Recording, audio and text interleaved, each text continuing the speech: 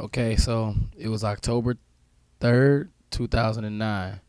We'd gone up to see Michigan go against Michigan State. So we had to take the long drive up there. We were real hyped up, and we thought that they were gonna win. So after they lost, we of course wanted to come right back home. So come to find out that the ride back home was actually worse than the actual trip all the way up. When we got up there, we was all excited, thinking, we're gonna go up here, have a good time. State's supposed to be a party school and whatnot.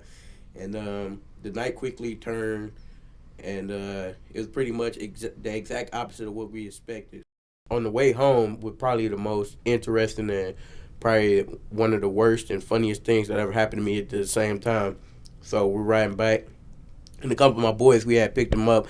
So the car is packed. There's like four people in the back, two in the front, six people in one car. And then on pretty much like a quarter of the way back, one of my friends, he had been drinking a little bit, and he was smoking too. So I guess like a bad mixture or whatever. So he in the back of the car, we thought he was asleep, and then he ended up waking up. And next thing you hear is, "Wah!" So I'm like, man, what's that noise? And then I started smelling. But once we figured out what had happened, he had threw up all in the back seat of the car.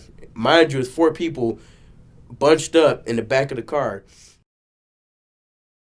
While we're on the freeway, and since it was construction on the freeway, we couldn't even turn around or go to a gas station that was back behind us or get off because all the exits were closed. So all we can do was pull over to the side of the road. It smelled terrible, so we made him take off his clothes. Yeah, he had to take off everything. He had to take off his shirt, his jacket, his pants. He had to take off his shorts under his pants. I mean, it had got all over the place. And when he got back in the car, he was literally in his underwear. And it was so cold. It was like the middle of winter. And we had to have the windows down because the smell was unbearable, like I already said. Down the road, car still silent, everybody still kind of in a bad mood. And then next thing you know, we just all started busting out laughing. And we just laughing about the whole ordeal and everything.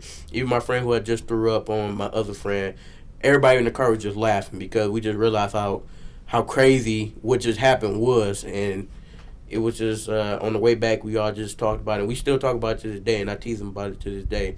And so, yeah, that's just one of the most interesting things that happened to me on my pretty much my first road trip.